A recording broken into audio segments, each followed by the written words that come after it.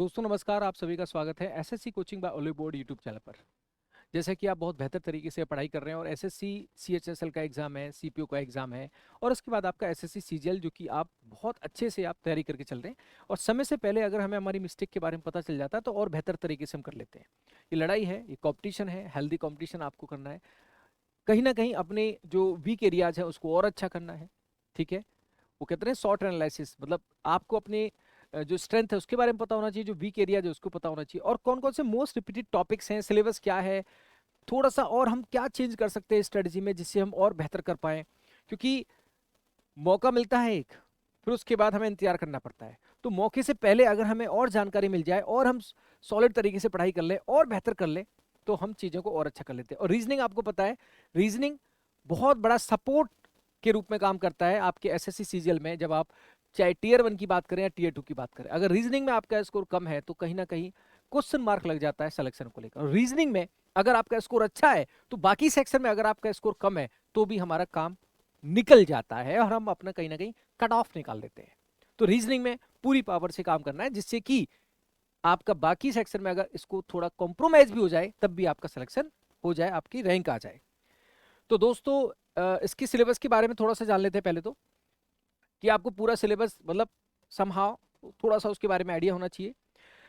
Reasoning syllabus की अगर बात की जाए तो यहाँ पे आपका एक तो वर्बल पार्ट हो गया और एक क्या हो गया, नॉन वर्बल पार्ट हो गया। एक तो वर्बल पार्ट है और एक नॉन वर्बल पार्ट है। तो सीधा सीधा हम वर्बल पार्ट की बात करते हैं तो जैसे उसके वेटेज के बारे में आपको पता होना चाहिए। फॉर एग्जांपल अगर हम यहाँ पे बात करते हैं वर्बल पार्ट को लेकर बात करते हैं तो जैसे अल्फाबेट टेस्ट है उसका एक सवाल हमें देखने को मिलता है। एनालॉजी से आपको सबसे ज्यादा सवाल देखने को मिलते हैं, जहां से 3 से 4 सवाल आपको देखने को मिलते हैं। अगर आप लास्ट ईयर का पेपर देखें, उससे पहले का पेपर देखें, डिफरेंट डिफरेंट शिफ्ट का अगर आप पेपर देखते हैं तो एनालॉजी से सबसे ज्यादा सवाल देखने को मिलते हैं। इवन आप ऑल इंडिया मॉक भी लगा रहे होंगे ऑलिव बोर्ड का, तो वहां पे भी आपको एनालॉजी के क्वेश्चन सबसे ज्यादा देखने को मिल रहे होंगे। तो इसमें आपको बहुत अच्छा करना है अपने आपको, चाहे नंबर्स की एनालॉजी है, लेटर्स की एनालॉजी है। ठीक है, एक रिलेशनशिप होता है, एनालॉगस पेयर्स होते हैं जहां सिमिलर रिलेशनशिप होती है, और वहां नंबर ऑफ क्वेश्चन भी करने हैं और वहां पे एक लॉजिक कैसे हम फाइंड आउट करते हैं। जैसे प्राइम नंबर्स देखते हैं नंबर्स में, या स्क्वायर देखते हैं, है ना, स्क्वायर क्यूब में प्लस माइनस देखते हैं, मल्टीप्लिकेशन देखते हैं, डिवीजन देखते हैं, देन तो इस तरह से आपको उसको समझना होगा। अर्थमेटिक रीजनिंग, इसका भी एक से एक सवाल आपको जनरली मिलता है। ठीक है, ब्लड रिलेशन का आपको सवाल मिलता ही मिलता है, 1 से 2 सवाल मिलते हैं। क्लासिफिकेशन से आपको 2 से 3 सवाल मिल जाते हैं। Classification odd one out, basically classification क्या होता है, ऑड वन आउट होता है। जब भी डिफरेंट क्या होगा, लेटर्स का क्लासिफिकेशन है, फिगर्स का भी क्लासिफिकेशन है, इवन आपके वर्ड्स का क्लासिफिकेशन है, नंबर्स का क्लासिफिकेशन है। कोडिंग डिकोडिंग से आपके 2 सवाल तो निश्चित हैं, मिलते ही मिलते हैं, कभी कभी 3 भी हो जाते हैं। डायरेक्शन डिस्टेंस का सवाल है। सिलोजिज्म, आज की डेट में अगर हम बात कर रहे हैं सिलोजिज्म का, तो पैटर्न आपने देखा होगा, सिलोजिज्म के क्वेश्चंस का लेवल बढ़ गया है। पहले एक सिंपल सिंपल से सिलोजिज्म पूछे जाते थे, लेकिन अभी सिलोजिज्म में क्वेश्चन सम नॉट को लेकर पूछे जाते हैं, पॉसिबिलिटीज को लेकर पूछे जाते हैं। तो आपको सिलोजिज्म को थोड़ा अच्छा करना होगा। आप किसी भी मेथड से पढ़िए, वैसे मैं प्रेफर करता हूं वेन डायग्राम से। वाईटी पे बहुत सारे सेशन मेरे हैं सिलोजिज्म को लेकर, आप सर्च करोगे सिलोजिज्म बाय राधे सर तो आपको मिल जाएगा। अगर आपने बेहतर तरीके से एक बार सिलोजिज्म को पढ़ लिया तो किसी भी लेवल का सवाल आपके सामने आ जाए आप उसको नहीं छोड़ोगे। तो सिलोजिज्म पे आपको कमांड बनानी है। ठीक है, आपको सम नॉट पॉसिबिलिटीज का कंसेप्ट पता होना चाहिए जिससे कि आप उसको एक्यूरेसी के साथ कर पाए। मैट्रिक्स हो गया, लॉजिकल वेन डायग्राम का एक सवाल जनरली आता है, मिसिंग नंबर का सवाल आपको मिलता है, और कैलेंडर का आ भी सकता नहीं भी आ सकता, मिसिंग नंबर के सवाल आपको जनरली 2 मिलते हैं। तो ये हमारा वर्बल पार्ट से हो गया। एंड अगर हम नॉन वर्बल पार्ट की बात करते हैं, जैसे पेपर कटिंग फोल्डिंग का सवाल आपको मिलता है। ठीक है, तो इसकी एक तरीका होता है, एक ट्रिक होता है, एक अप्रोच होता है जो आपको पता होना चाहिए। अगर उसके बाद फिर हम सवालों को जल्दी भी कर लेते हैं। देखो रीजनिंग आपका हो जाता है, लेकिन रीजनिंग को जल्दी करने के लिए एडिशनल जो अप्रोच है, जो ट्रिक्स हैं, वो आपको समझनी पड़ेंगी। अगर हम 20 मिनट में रीजनिंग कर रहे हैं तो फिर बाकी सेक्शन को कैसे करेंगे? 10 से 12 मिनट में, 8 मिनट में, 10 मिनट में, 9 मिनट में, 11 मिनट में, 12 मिनट में, मैक्सिमम 12 मिनट में आपके 25 क्वेश्चन टीयर 1 में हो रहे हैं, तो ही आप बाकी सेक्शन में टाइम दे पाओगे ना। अब रीजनिंग में भी टाइम लग रहा है, जीएस में भी टाइम लग रहा है, क्वांट के लिए समय नहीं बचा, या क्वांट है ना, तो ऐसे नहीं, मतलब थोड़ा सा आपको समझना पड़ेगा कि रीजनिंग में कम समय में पूरे पूरे हमारे क्वेश्चन हो जाए। 50 out of 50 is quite possible. लोगों के आते हैं, ऐसा नहीं कि आपके पहली बार आएंगे, लोगों के आते हैं। एक आध सवाल गलती से गलत हो गया कभी, वो अलग बात है, लेकिन लोगों के आते हैं। तो इस पे आपको ध्यान देना होगा। जब लोगों के आते हैं तो वाई नॉट, आपके क्यों नहीं आ सकते, आपके भी आ सकते हैं। तो इमीडिएट फिगर्स का सवाल आता ही आता है। इसमें 2-3 बातें समझनी होती हैं कि रोटेशनल, कभी कभी कहता है रोटेशनल इज नॉट अलाउड, और नहीं कहता है तो फिर रोटेशन भी अलाउ कर देते हैं हम। ठीक है, figure formation analysis, figure series, next series कौन सी, नॉन वर्बल सीरीज का क्वेश्चन ये मेंस में भी आता है, टीयर 1 में भी है। अगला फिगर कौन सा होएगा, इसके पैटर्न्स होते हैं जो आपको पढ़ने होंगे। इसका यूट्यूब पे भी मेरा एक सेशन मैंने अभी किया था। क्यूब डाइस से आपका क्वेश्चन आता है, मिरर इमेज है, वाटर इमेज है, पैटर्न कंप्लीट करना है ना, और काउंटिंग ऑफ फिगर्स है। क्लॉक का तो सवाल देखने को नहीं मिलता, लेकिन फिर भी सिलेबस का पार्ट है, तो मैं चाहता हूं कि सिलेबस आपको एक बार पूरा कंप्लीट आपको पता होना चाहिए, ठीक है। अब हम बात करते हैं जहां पे सबसे ज्यादा जो रिपीटेड क्वेश्चंस आते हैं, किस टॉपिक से रिपीटेड क्वेश्चन सबसे ज्यादा आता है, मतलब क्या है, देखो अगर हमें, जैसे हम मॉक में देखते हैं कि सवाल आता है कि यार हमारे कम मार्क्स आ रहे हैं मॉक्स में, कैसे करें, मॉक्स में कम मार्क्स आ रहे हैं, बेहतर कैसे करें। तो आपको समझना पड़ेगा, पहले आप उन टॉपिक्स को कवर करो जिससे क्वेश्चन ज्यादा आते हैं, जिनसे सवाल ज्यादा आते हैं। उन टॉपिक्स को पहले कवर करोगे तो आपका एकदम से मार्क्स अप हो जाएंगे, मॉक्स में भी आपके मार्क्स एकदम से अप हो जाएंगे। तो आपको ये समझ होनी चाहिए, आपको पता होना चाहिए कि इन इन टॉपिक्स से ज्यादा क्वेश्चन आते हैं, तो इन टॉपिक्स की कमांड मेरे को पहले बनानी है, ठीक है। सिलेबस पूरा करना है, लेकिन पहले उन टॉपिक्स को कवर करना है जिससे से ज्यादा सवाल पूछे जाते हैं, जिससे कि आप कम समय में ज्यादा स्कोर करने लग जाओ और कॉन्फिडेंस बिल्डअप होता है। तो जिसमें सिंबल नोटेशंस हैं, इससे सवाल सबसे ज्यादा आते हैं। साइन इंटरचेंज करता है, सिंबल नोटेशन है, पॉसिबल ऑप्शन आपको देखना पड़ता है, तो वहां पे मोस्ट पॉसिबल ऑप्शन कौन सा हो सकता है, लीस्ट पॉसिबल ऑप्शन कौन सा हो सकता है। ऑब्जर्वेशन से हम जल्दी वही ऑप्शन कौन सा क्लिक करें या वही ऑप्शन कौन सा चेक करें जिसके जो आंसर बन जाएगा। हर ऑप्शन को चेक करेंगे तो बड़ा टाइम लगता है। कोडिंग डिकोडिंग है, इस पे नंबर कोडिंग का सवाल है, सेल्फ कोडिंग का सवाल है, पैटर्न बेस्ड सवाल है, ये सारी चीजें आपको यहाँ पे समझनी होंगी। सिलोलिज्म है, इससे क्वेश्चन आते आता है। एनालॉजी, तो ये जो टॉपिक है, अगर आप इन टॉपिक को करते तो कहीं ना कहीं आप अप्रॉक्स 15 सवाल के आसपास, 12 से 15 सवाल, मतलब ये टॉपिक, इनसे ज्यादा क्वेश्चन आते हैं, 2-2 3-3 सवाल सिंबल नोटेशन से, कोडिंग डिकोडिंग से 2-2 3-3, सिलोलिज्म तो 2-2 3-3, एनालॉजी से 3-4 सवाल।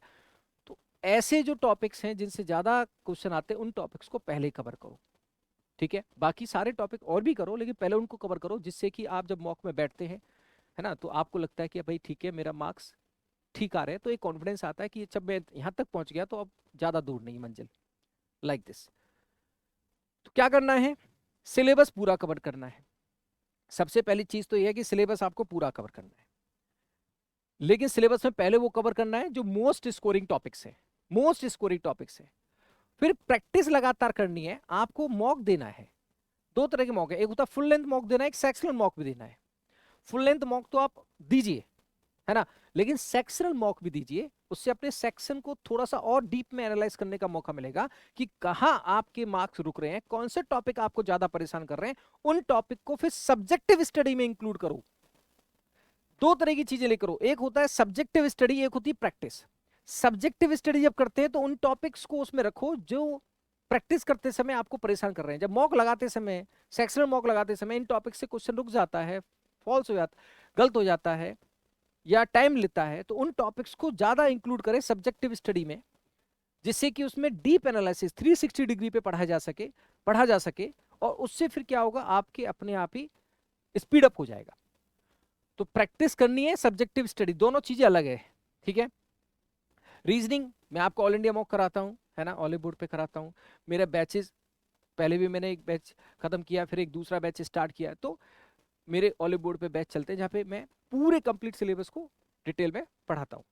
मॉक आप प्रीवियस ईयर तो जरूरी है ही ऑफ कोर्स, लेकिन प्रीवियस ईयर के साथ साथ आपके कंसेप्ट्स भी क्लियर होने चाहिए, एडिशनल ट्रिक्स भी आपको आनी चाहिए, बेसिक्स भी आपको आनी चाहिए। देखो किसी का भी सिलेक्शन हुआ है तो उसने एडिशनल चीजों को जाना है, लेकिन बेसिक्स को भी जानना चाहिए, बेसिक्स भी आने चाहिए। कभी कभी ऐसा सवाल होता है जहाँ पे कोई ट्रिक नहीं लग रही, तो बेसिक्स के आधार पे आप उसको तोड़ लेते हो, ठीक है।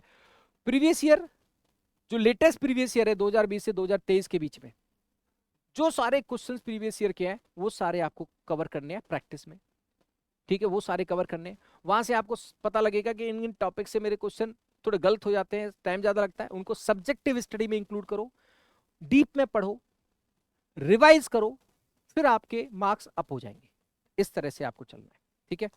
एंड जो उन बच्चों को लगता है कि हाँ राधे सर से हम पढ़ेंगे, सिलोलिज्म है या टीयर 1 के साथ साथ टीयर 2 भी पढ़ेंगे, डेटा सफिशिएंसी भी पढ़ेंगे, डेटा सफिशिएंसी जो कि मैंने यहाँ पे ऐड नहीं हुआ, डेटा सफिशिएंसी, क्रिटिकल रीजनिंग, तो ये भी यहाँ पे ऐड करना था मेरे को।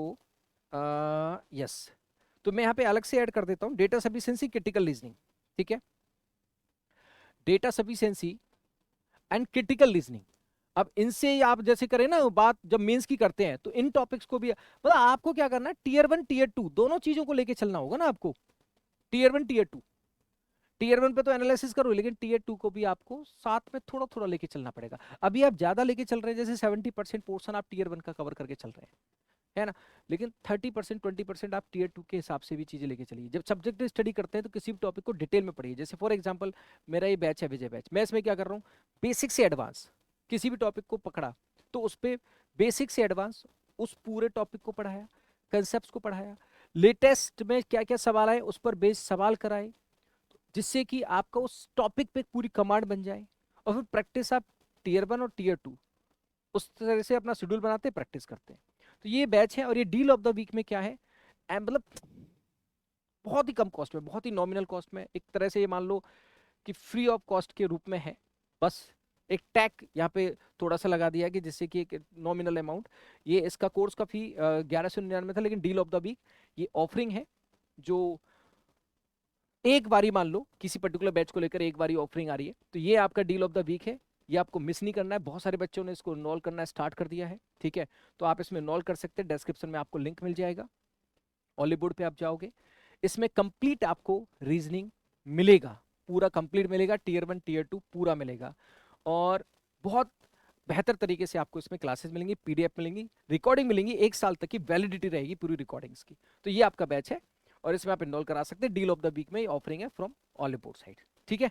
So thank you so much, पढ़िए, जोर लगाइए, पूरे मार्क्स रीजनिंग में संभव है। तरीका क्या है, सिलेबस तो पूरा पढ़ना ही है, लेकिन पहले उन टॉपिक्स को पढ़ना है जो मोस्ट स्कोरिंग है। प्रैक्टिस, सब्जेक्टिव स्टडी अलग तरह से चलना है। सब्जेक्ट स्टडी करते समय बेसिक से एडवांस पूरा पढ़ना है, और प्रैक्टिस में शेड्यूल बनाना है कि मेरे को प्रैक्टिस करनी है तो टीयर 1 का इस तरह से मॉक दूंगा, और वीक में 1 या 2 में टीयर 2 के मॉक भी दूंगा, या वीक में 1 मॉक में टीयर 2 का दूंगा और बाकी में टीयर 1 के दूंगा। मॉक देना भी जरूरी है, प्रीवियस ईयर के क्वेश्चन भी जरूरी है, सब्जेक्टिव स्टडी भी जरूरी है, बेसिक भी जरूरी है, ट्रिक्स भी जरूरी है, ठीक है जी। तो थैंक यू सो मच, जो पहली बार जुड़े ऑल बोर्ड पे सब्सक्राइब जरूर करिएगा। Thank you so much, Radhe Radhe.